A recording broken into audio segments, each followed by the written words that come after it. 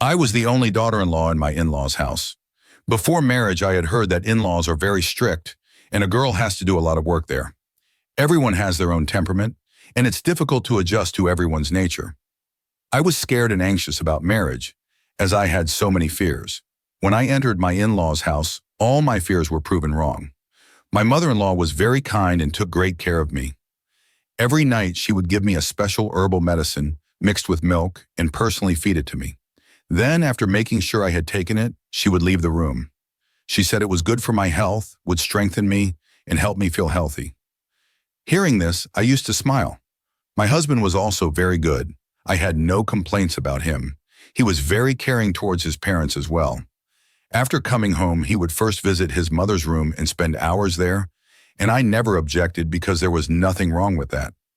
I was not a traditional daughter-in-law who would fight if my husband looked after his mother. One day, I overheard a woman from our neighborhood talking to my mother-in-law about the herbal medicine. She asked, "Did you start giving this medicine to your daughter-in-law on the first day? Don't let it become a problem later." My mother-in-law replied, "Of course I can't forget this. How can I not ensure that my son's family continues?" Hearing this, I felt embarrassed. I realized that my mother-in-law gave me that medicine with the hope that it would help me conceive. By now, 6 months had passed since my marriage, but there was still no good news. The women in the neighborhood kept asking my mother-in-law if she had done anything about it. My mother-in-law would make excuses and take me away to avoid their questioning. Then one day I found out that my mother-in-law was expecting a child herself. I was stunned. I couldn't believe that, at her age, she was having a baby. My father-in-law seemed unaffected, as though it was a normal thing, and my mother-in-law looked happy, like she was having a baby for the first time. I wondered how my husband would react when he found out. I imagined he would be too embarrassed to speak about it openly. I was still thinking about this when in the evening my husband came home.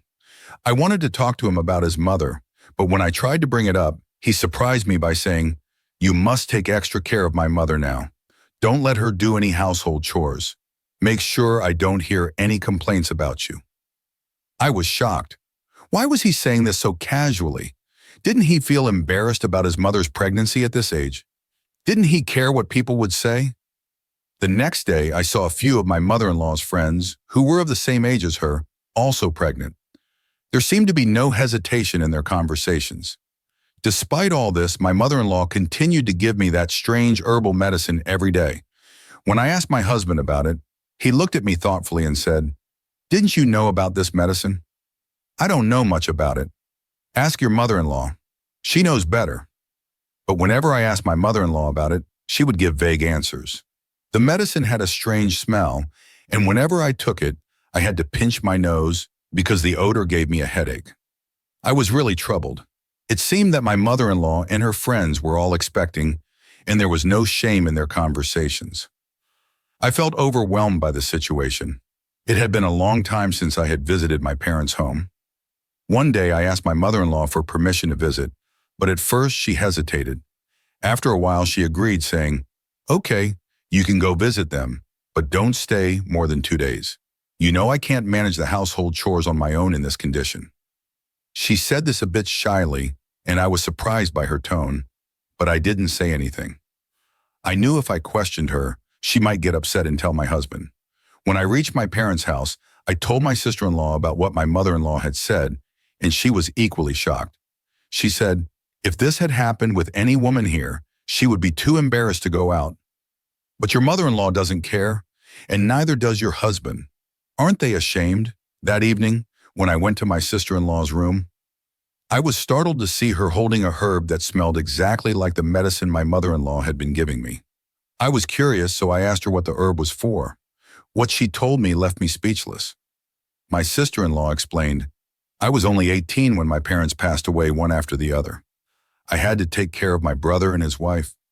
My sister-in-law was very kind and took care of me, but my brother became obsessed with the idea that I needed to get married quickly. Otherwise, something bad might happen. I was too young and didn't want to think about marriage. I told my sister-in-law discreetly that I wasn't ready, but my brother wouldn't listen. He even asked a matchmaker to find a suitable proposal for me. Despite my protest, proposals started coming in. One day, my sister-in-law told me that she had found a match for me in Gilgit. When I heard this, I was stunned. I said, How can I go so far? I won't even be able to visit often.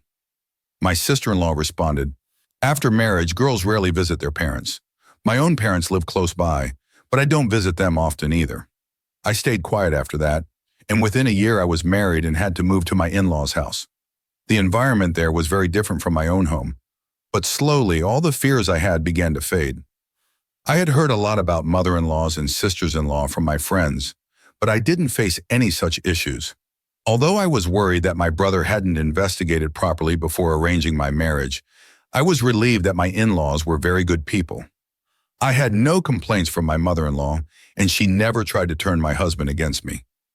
I was actually surprised that after so long, my mother-in-law had never mentioned wanting grandchildren.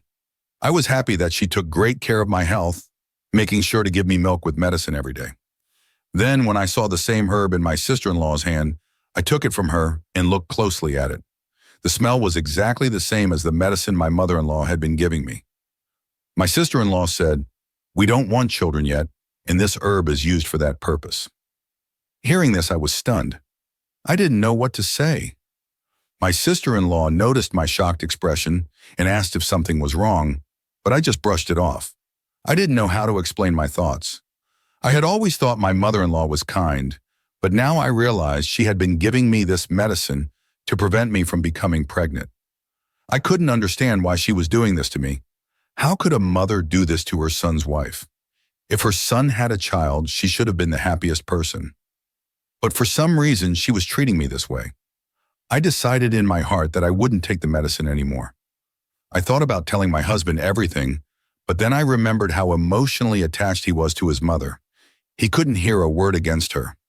I quickly pushed the thought away. I had no proof, and I didn't know if my husband would even believe me. What if he blamed me and threw me out of the house? Where would I go? I stayed silent, thinking about all this. After 2 days, my husband came to pick me up. When I returned home, my mother-in-law eagerly hugged me and said, "The house has been so lonely without you. I missed you so much. Yesterday I was telling your husband to go and bring you back." Her words made me feel a bit irritated, but I forced a smile on my face. I didn't want to upset her. Once inside, my husband also seemed overly excited, as if I had been gone for years, not days. That night, my mother-in-law brought me the milk and medicine again. I told her, "You're not feeling well. You should rest. I'll take the medicine myself." She hesitated for a moment and said, "Don't neglect it. Make sure you take it." I reassured her that I wouldn't skip it. If I hadn't discovered the truth, I would have been grateful to my mother-in-law for taking such good care of me. But now, knowing everything, I felt angry. What did she think she was doing? Why was she deceiving me? That night, I threw the medicine in the trash and drank the milk. From then on, every day, I would throw the medicine away and just drink the milk. A month later, I started feeling strange, dizzy and unwell. When I went to the doctor, I found out I was going to be a mother. I could hardly believe it when I heard the news. When I got home and shared the happy news with my mother-in-law, she was stunned, staring at me in disbelief. Later, I told my husband, and he was equally shocked. He asked, "How is this possible?" I was taken aback.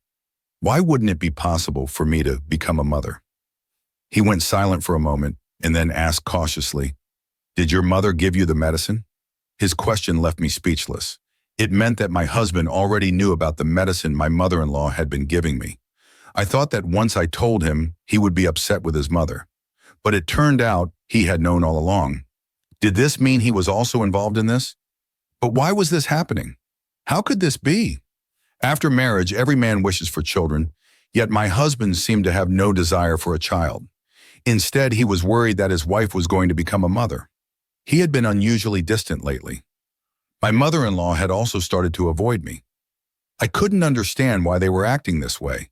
If it were any other man, he would have been overjoyed at the news of his wife expecting a child, but my husband didn't seem to care at all. Soon, my mother-in-law gave birth to a baby boy, and my husband was the happiest. He kept his little brother with him all the time, loving him endlessly. I would watch him with his brother, calling him my son and showering him with affection, while my mother-in-law seemed overjoyed with her newborn. I couldn't understand how he could show so much love for his brother, yet have no interest in his own unborn child. What was going on? One day, my husband went into my mother-in-law's room after returning home. I waited for hours for him to come out, but he didn't. So I went to check on him, and when I overheard their conversation, I froze in shock. Inside, I could hear my mother-in-law's voice saying, "You should give her this medicine, so she'll get rid of this problem." My husband replied, "Make sure nothing goes wrong. Just tell them she fell down the stairs or ate something hot. Don't worry, I'll make sure nothing goes wrong." My heart sank. What were they planning to make me take? I felt chills all over my body. It didn't feel safe to stay in that house anymore, but I had nowhere else to go. Just then, my husband entered the room with a glass of milk for me. Now I understood that he had mixed something harmful in it. I refused to drink it, but he got angry and forced me to drink it. As soon as I drank the milk, I started feeling severe pain in my stomach. The pain became unbearable, and my husband called the midwife. Because of my husband's actions, I lost my baby, just a few months into the pregnancy. I couldn't believe that my husband had done this to me. I broke down in tears. My brother and sister-in-law came to see me, and I couldn't hold it in any longer. I told them everything. They were shocked and speechless, but they didn't reveal anything to anyone. My sister-in-law suggested that she take me to her place for a few days. My husband protested, but I insisted that I needed to leave. I couldn't stay there anymore. Everyone fell silent, and eventually I went with her. After a few days, my sister-in-law asked me for details, and I told her everything. She was equally shocked. "How could your husband do this? Doesn't he want children?" she asked. I didn't know the answer either. I couldn't understand why my husband was behaving this way. A few days later, my husband began to come to my parents' house to take me back, but I didn't want to go with him. I had started to feel disgust for him because he had killed my child, and I didn't even want to look at him anymore. I was surprised by my brother and sister-in-law too. Even though they knew the truth, they didn't confront him or stop me. I was so hurt that they didn't do anything. Eventually, I returned to my in-laws' house with a heavy heart. I cried a lot. If my parents were still alive, they would never have allowed me to return to that man's doorstep. He was the killer of my child.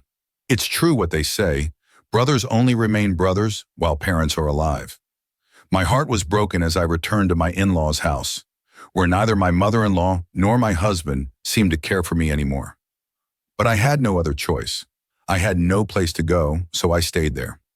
Once I was feeling a little better, my mother-in-law started giving me the medicine again. Now I knew for sure that they would never let me have children. But why was this happening? I was desperate to know the reason. And today, when my mother-in-law brought me that medicine again, I couldn't hold it in anymore. I confronted my husband and demanded the truth. I told him I knew everything. He had to tell me the reason. What he said left me completely shaken. He told me that in our tradition, when a new daughter-in-law enters the house, she is not allowed to have children for the first 5 years. Instead, the older woman of the household, usually the mother-in-law or anyone in a similar role, bears children for the man.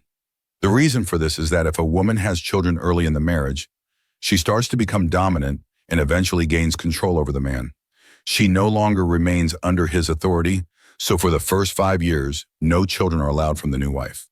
He went on to explain that he had fulfilled his desire for children through his mother. Hearing this from my husband was like the ground slipping away from beneath my feet. How could this be possible?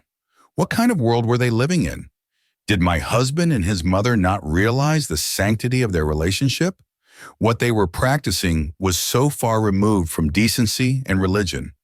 My husband continued saying that, according to our tribe's customs, I could not have children until I had spent 5 years in the family. I was utterly speechless.